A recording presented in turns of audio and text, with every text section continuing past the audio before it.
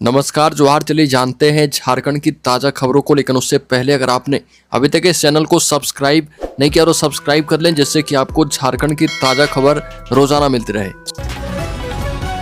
सबसे पहली खबर, झारखंड का बजट वित्त मंत्री ने किया पेश।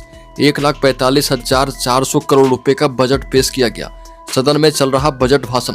बता दें कि वित्त मंत्री राधाकृष्ण किशोर बतौर वित्त मंत्री अपना पहला बजट पेश कर चुके हैं।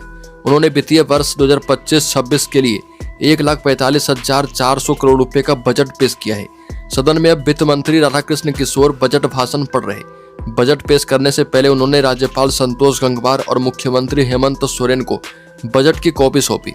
इस दौरान वो परंपरागत पोशाक में नजर आए और उन्होंने आदिवासी संस्कृति से जुड़ी पारंपरिक बंडी पहन रखी थी और गले में गमछा रखा था, जिस पर अबुआ सरकार अबुआ बजट लिखा हुआ था। अगली खबर, झारखंड में आदिवासी छात्रों के लिए शुरू होगा मिशन यूपीएससी। फ्री कोचिंग भी मिलेगी। झारखंड के आदिवासी छात्रों के लिए कल्याण विभाग मिशन यूपीएससी योजना शुरू करेगा। इसके तहत पिछले साल यूपीएससी पीटी क्वालिफाई करने वाले आदिवासी छात्रों को विभाग फ्री कोचिंग करवाएगा, ताकि वो बेहतर परफॉर्मेंस कर पाए। कोचिंग खर्च के लिए उन्हें 2 किस्तों में 80,000 रुपये दिए जाएंगे। आदिवासी कल्याण आयुक्त इस योजना के अनुपालन, क्रियान्वयन और अनुश्रवण के नोडल अधिकारी होंगे। उनकी अध्यक्षता में गठित समिति 20 से 36 वर्ष के आदिवासी युवाओं का चयन करेगी। विभागीय मंत्री चमरा लिंडा ने इसके लिए शीघ्र विज्ञापन जारी करने का निर्देश दिया है। मेरिट लिस्ट के निर्धारण में सबसे पहले यूपीएससी सिविल सेवा का साक्षात्कार देने वाले आवेदकों को रखा जाएगा। अगली खबर, धनबाद में बोले पारा शिक्षक। कहा कि पारा शिक्षकों का वेतन बढ़ाया जाए और कल्याण कोष का भी गठन हो। बता दें कि पारा शिक्षक प्राथमिक शिक्षा व्यवस्था की धुरी है और राज्य के धनबाद जिले में करीब 2500 पारा शिक्षक हैं। राज्य की बात करें तो पारा शिक्षकों की संख्या करीब 62,000 है। कई नए प्राथमिक विद्यालय तो पारा शिक्षकों के भरोसे ही चल रहे। स्कूलों में सेवा देते हुए पारा शिक्षकों को लगभग 22 वर्ष हो चुके हैं और इसके बाद भी पारा शिक्षकों को सामान्य शिक्षकों की तरह वेतन नहीं दिया जा रहा। वहीं अगली खबर, जरमुंडी विधायक ने नौनीहाट को प्रखंड बनाने की मांग की। इसके जवाब में मुख्यमंत्री हेमंत सोरेन ने कहा कि सरकार सभी भौगोलिक परिस्थिति को देखते हुए जल्द ही इस पर निर्णय करेगी। वहीं सरयू राय ने केंद्र पर बकाया राशि का मुद्दा उठाया। इसका जवाब वित्त मंत्री राधाकृष्ण किशोर और मंत्री योगेंद्र प्रसाद ने दिया। वित्त मंत्री ने कहा कि हम केंद्र सरकार से अपना बकाया लेकर रहेंगे और डंके की चोट पर लेंगे। वहीं मंत्री योगेंद्र प्रसाद किस किस मद में कितना बकाया है इसकी जानकारी दे चुके हैं। अगली खबर, झारखंड बोर्ड ने जारी की 8वीं और 9वीं की नई डेट शीट। बता दें कि झारखंड एकेडमिक काउंसिल ने 8वीं और 9वीं कक्षा की परीक्षा के लिए नई डेट शीट जारी कर दी है। जो छात्र और छात्राएं इस वर्ष से 8वीं और 9वीं की परीक्षा देने जा रहे हैं, वो अब अपनी परीक्षा तिथियों के बारे में जान सकते हैं। 10 मार्च को 8वीं कक्षा की परीक्षा 2 पालियों में आयोजित की जाएगी, जबकि 11 और 12 मार्च को 9वीं कक्षा के लिए 3 पालियों में परीक्षा होगी। परीक्षा का आयोजन OMR सीट पर किया जाएगा और इसमें केवल ऑब्जेक्टिव सवाल पूछे जाएंगे। अगली पर, मुक्ति संस्था रांची ने 29 शवों का किया अंतिम संस्कार। बता दें कि रांची में मुक्ति संस्था ने जोमार नदी के तट पर 29 अज्ञात शवों का पूरे विधि विधान से अंतिम संस्कार किया। मुक्ति संस्था के सदस्य ने रिम्स के मोर्चरी गृह से अज्ञात शवों को निकाल करके पैक करके जोमार नदी के तट पर ले गए और इस दौरान संस्था के अध्यक्ष प्रवीण लोहिया ने अज्ञात शवों को मुखाग्नि दी। संस्था के अध्यक्ष प्रवीण लोहिया ने बताया कि मुक्ति संस्था के जरिए अब तक कुल 1946 अज्ञात शवों का अंतिम संस्कार किया जा चुका है। अगली खबर, झारखंड में 3 लेयर की सुरक्षा। झारखंड के गुमला जिले का कुख्यात नक्सली समीर तिर्की, जो पिछले 7 वर्षों से बिरसा मुंडा केंद्रीय जेल में बंद था, वो शाम को जेल से फरार हो गया। वार्ड नंबर 12 में वो कैद था और अन्य कैदियों की तरह शाम को टहलने के लिए बाहर निकला था, लेकिन टहलने के बाद उसने अन्य कैदियों को उनके वार्ड में भेज दिया, जबकि खुद वार्ड में वापस नहीं लौटा।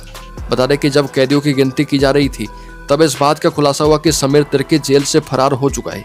इस घटना से जेल प्रशासन में हड़कंप मच चुका है। बताया जा रहा है कि वार्ड नंबर 12 में तैनात आधा दर्जन कक्षपालों ने लापरवाही बरती और सही तरीके से गिनती नहीं की। अगली खबर, पूर्व मंत्री आलमगीर आलम और संजीव की बेल पर हाईकोर्ट में सुनवाई 7 मार्च को होगी। टेंडर घोटाले के जरिए करोड़ों रुपए की मनी लॉन्ड्रिंग करने के आरोपी पूर्व मंत्री आलमगीर आलम और उनके ओएसडी संजीव लाल की जमानत याचिका पर अब हाईकोर्ट में 7 मार्च को सुनवाई होगी। दोनों आरोपियों की जमानत याचिका हाईकोर्ट के न्यायाधीश जस्टिस सुजीत नारायण प्रसाद की कोर्ट में सुनवाई के लिए सूचीबद्ध है। और बता दें कि आलमगीर आलम और संजीव लाल दोनों आरोपियों को रांची PMLA की विशेष कोर्ट ने बेल देने से इनकार कर दिया था और उनकी जमानत याचिका भी खारिज कर दी थी। अगली खबर, अब झारखंड में इन लोगों का होगा मुफ्त इलाज। सोरेन सरकार ने शुरू की स्वास्थ्य बीमा योजना। बता दें कि राज्य सरकार के कर्मचारियों के लिए स्वास्थ्य बीमा योजना का शुभारंभ किया गया। इसका उद्देश्य सेवानिवृत्त कर्मचारियों को भी इस सुविधा का लाभ उपलब्ध करवाना है। मुख्यमंत्री हेमंत सोरेन ने रांची में विभिन्न कार्यक्रमों में 28,945 सरकारी प्राथमिक विद्यालयों के शिक्षकों को टैबलेट भी वितरित किया। टैबलेट वितरण कार्यक्रम में मुख्यमंत्री ने कहा कि राज्य के सरकारी स्कूलों में डिजिटल सेवाएं उपलब्ध करवाने के लिए कई ठोस कदम उठाए जा रहे हैं। राज्य विधानसभा सभागार में स्वास्थ्य बीमा योजना का शुभारंभ करते हुए मुख्यमंत्री हेमंत सोरेन ने कहा कि अब किसी भी श्रेणी के सरकारी कर्मचारियों को अपने इलाज के खर्च के लिए चिंता करने की आवश्यकता नहीं है। अगली खबर, वित्त मंत्री राधाकृष्ण किशोर ने मुख्यमंत्री हेमंत सोरेन को बजट की कॉपी सौंपी। बता दें कि झारखंड विधानसभा में वित्तीय वर्ष 2025-26 के लिए बजट पेश करने से पहले वित्त मंत्री राधाकृष्ण किशोर ने मुख्यमंत्री हेमंत सोरेन से मुलाकात की और इस दौरान मंत्री ने मुख्यमंत्री को बजट की प्रति सौंपी और इसके बाद झारखंड विधानसभा में अबुआ बजट पेश किया गया। इसका उद्देश्य किसानों, गरीबों और राज्य के सभी वर्गों की खुशहाली सुनिश्चित करना है और बजट की तैयारी में कृषि, सिंचाई, ग्रामीण विकास, आजीविका मिशन, उद्योग और अन्य महत्वपूर्ण क्षेत्रों के सुझाव को शामिल किया गया है। अगली खबर, पलामू प्रमंडल में धान खरीद पर लगा रोक। गढ़वा और पलामू जिले के किसानों के लिए धान विक्रय इस बार चुनौतीपूर्ण साबित हो रहा। अधिप्राप्ति केंद्रों में जगह की कमी के कारण धान की खरीद लगभग ठप हो गई है। गढ़वा जिले में अब तक लगभग 1,96,000 क्विंटल धान की खरीद हो चुकी है, लेकिन उठाव केवल 61,000 क्विंटल का ही हुआ है। यही हाल पलामू जिले का भी है, जहां पर 1,55,000 क्विंटल धान की खरीद होने के बावजूद केवल 55,000 क्विंटल धान उठाया गया। अगली खबर, स्कॉर्पियो में लेकर जाए जा रहे 5 घायल मवेशी जब्त किए गए। लातेहार और लोहरदगा के सीमावर्ती क्षेत्र में पुलिस ने स्कॉर्पियो से 5 घायल मवेशियों को बरामद किया है। पुलिस ने तुरंत कार्रवाई करते हुए वाहन का पीछा किया और लोहरदगा सीमा के पास उसे रोक लिया। जांच में स्कॉर्पियो के अंदर 5 घायल मवेशी मिले हैं। पुलिस ने वाहन चालक से जरूरी कागजात मांगे, लेकिन वह कोई दस्तावेज नहीं दिखा पाया और इसके बाद पुलिस ने स्कॉर्पियो और मवेशियों को जब्त कर लिया है। अगली खबर, सीआरपीएफ की बहाली में फर्जी कागजात जमा, एक पर मामला दर्ज। बता दें कि सीआरपीएफ की बहाली में चयनित 6 अभ्यर्थियों के जाली आवासीय प्रमाण पत्र जमा करके नौकरी में ज्वाइन करने के मामले में एक युवक सुमित कुमार राघव और उनके विरुद्ध डिप्टी कमांडेंट नीरज कुमार ने मामला दर्ज करवाया है। दर्ज प्राथमिकी में उन्होंने बताया कि कर्मचारी चयन आयोग की सिपाही जीडी परीक्षा 2024 में कुल 395 अभ्यर्थी का चयन हुआ था और चयनित अभ्यर्थियों का ऑफर अपॉइंटमेंट लेटर ग्रुप केंद्र रांची के द्वारा जारी करते हुए गत 21 जनवरी 2025 तक कागजात की जांच की रिपोर्ट रांची केंद्र में जमा करने का निर्देश दिया गया था। जांच के क्रम में 6 अभ्यर्थियों के निवास प्रमाण पत्र जाली पाए गए हैं। अगली खबर, धनबाद से चौपन चुनार के रास्ते दिल्ली की चलेगी ट्रेन।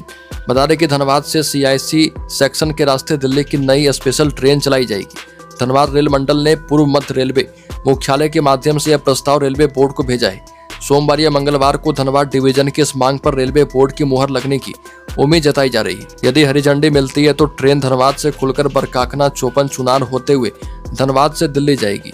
धनबाद से जम्मू तवी के बीच फिलहाल गरीब रथ की बोगियों से स्पेशल ट्रेन चल रही है और यह ट्रेन भी वाया दिल्ली जम्मू तवी जाती है। अगली खबर, कैग रिपोर्ट पर छिड़ा घमासान, स्वास्थ्य मंत्री पर भड़के विधायक सरयू राय। बता दें कि झारखंड के स्वास्थ्य विभाग में व्याप्त भ्रष्टाचार पर कैग की रिपोर्ट ने एक बड़ा खुलासा किया है, जिसमें दवाओं की भारी कमी, कोविड फंड के दुरुपयोग, मातृत्व लाभ योजना में गड़बड़ी, आयुष्मान भारत योजना में धांधली और निजी अस्पतालों की मनमानी जैसे गंभीर आरोप शामिल हैं।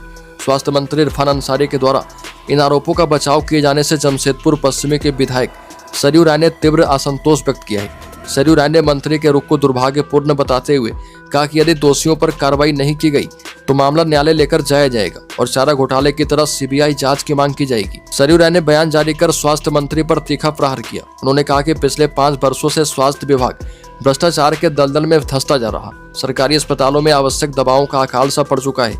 मरीजों को इलाज के लिए दर दर भटकना पड़ रहा। अगली खबर, बाइक से गिरने से महिला की मौत, गुस्साए लोगों ने काटा बवाल, लगाए आरोप। ट्रैफिक पुलिस ने चलती गाड़ी से निकाल ली थी चाबी। बता दें कि झारखंड के देवघर जिला के तहत आने वाले कुंदा थाना क्षेत्र के हटगढ़ मोड़ के समीप उस समय हड़कंप मच गया जब एक महिला की बाइक से गिरने से मौत हो गई। देवघर जिले के ही जसीडीह थाना क्षेत्र के रहने वाले पति पत्नी बाइक पर सवार होकर जा रहे थे। आरोप है कि इसी दौरान ट्रैफिक पुलिस कर्मियों ने उनकी गाड़ी को रोकने का इशारा किया और चलती गाड़ी से ही चाबी निकाल दी। चाबी निकालने के कारण महिला का संतुलन बिगड़ गया और वो सड़क पर गिर गई। जिससे सिर में गंभीर चोट लगने के कारण उसकी मौके पर ही मौत हो गई।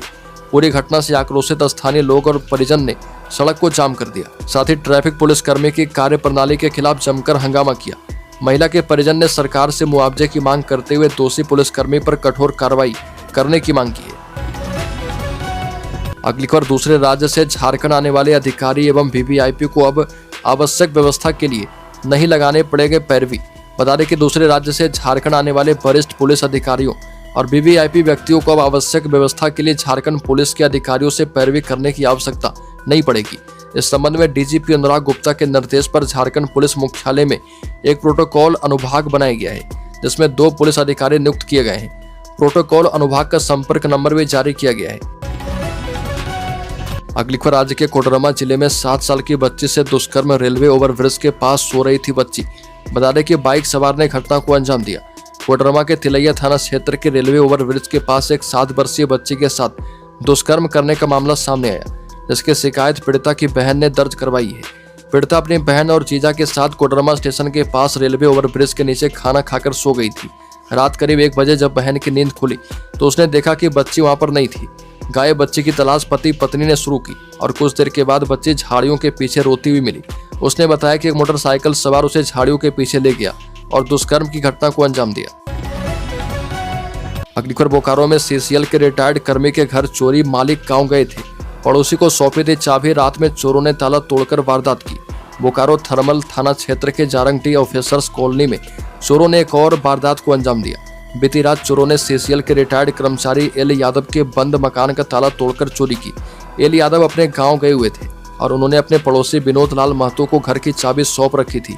लाल महतो की तबीयत खराब होने के कारण वो रात में घर की देखरेख नहीं कर पाए। सुबह पता चला कि चोरों ने आवास संख्या 2A8 का ताला तोड़कर चोरी की वारदात को अंजाम दिया।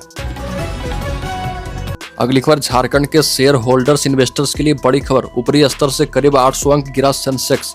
73,000 से नीचे कारोबार कर रहा सरकारी बैंकों के शेयर में सबसे ज्यादा गिरावट। हफ्ते के पहले कारोबारी दिन 3 मार्च को सेंसेक्स 300 अंक गिरकर 73,000 से नीचे कारोबार कर रहा और निफ्टी भी 100 अंकों की गिरावट के साथ 22,000 के स्तर पर है। सुबह सेंसेक्स ने हरे निशान में खुलने के बाद 73,649 का हाई बनाया था।